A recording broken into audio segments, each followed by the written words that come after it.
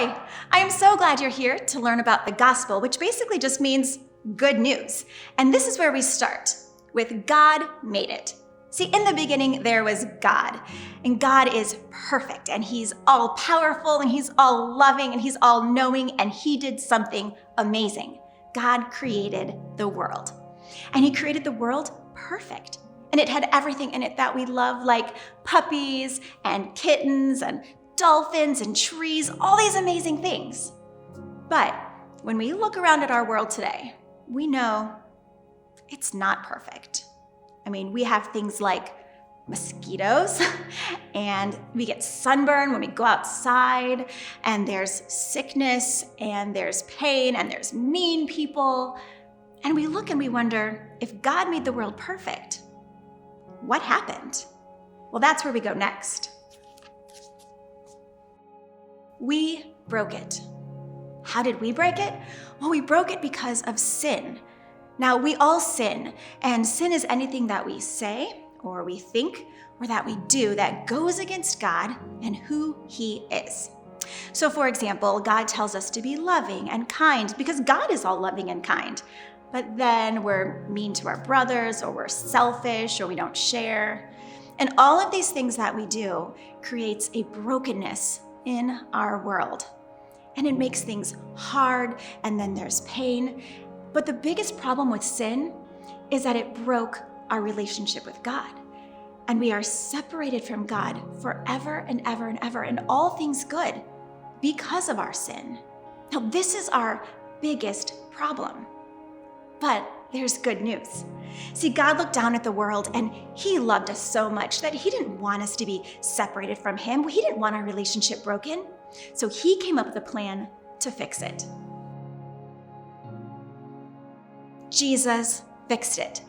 Now, who is Jesus? Well, Jesus was God's son, and he's all-powerful God, and he came down to earth, and he was perfect. Because he was God, he never sinned. He never argued with his brothers. He never complained about his dinner or disobeyed his mom and dad. No, Jesus was perfect. And because of this, he didn't deserve death or separation from God or any of that.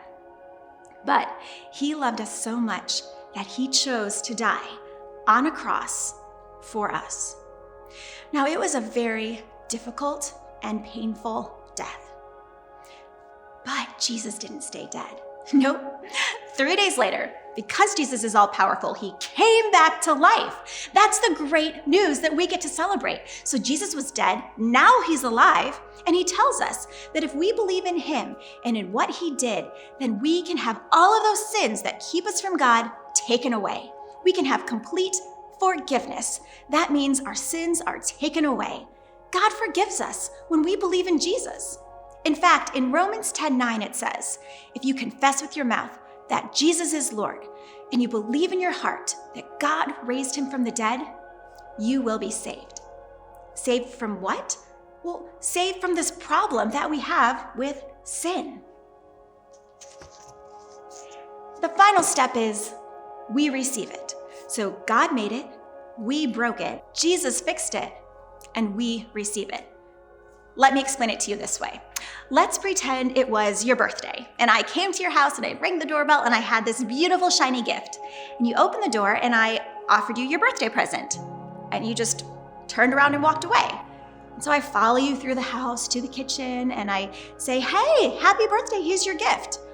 And you just turn around and you go plunk yourself on the couch and you turn on Netflix. I'm saying, wait, I have this gift for you. And you stand up and you go running outside. Does that seem weird to you? Yeah, because when someone offers you a gift, what do? You take it. You receive that gift. And that is what God is offering us. This gift of forgiveness is just that. It's a gift. There is nothing we can do to buy it or to earn it. It is just a gift offered to us. And we just need to receive it and tell God that we believe it and ask him to forgive us. Now, some people feel like in order to get the gift, they have to do some stuff. Like, well, maybe if I go to church, then that's what I need to do to receive the gift. Or maybe if I read my Bible more, or I need to follow these steps, or give all my money away, or something like that. But really, none of those things earn the gift that God is giving us. It is simply a gift that we receive. It's when we look at God and we say, God, I'm repenting of my sin. That means just turning away from our sin. We don't want to live that way anymore, and we turn to follow God. And then we say, I believe in Jesus and what he did. And then God gives us that gift of forgiveness. Now, once that happens, there is really good news. See, not only does God forgive us, but he also gives us some amazing promises. For example, he has promised that when we believe in him, we become a part of his family. We become sons and daughters of the King of Kings. We're princes and princesses in his amazing kingdom. And he promised also that one day he was going to come back. And he's going to take this world that's broken with sin and pain and death, and he's going to restore it, and he's going to make it new. And we're going to live forever and ever and ever with God in his kingdom that will be perfect forever and ever. I mean, can you imagine? It's going to be amazing. Now, I don't know where you are right now in your life, but my prayer is that as you look at this gift of forgiveness, that you would receive it, that you would tell God that you believe what Jesus did for you, and that you would want to go on this adventure with him.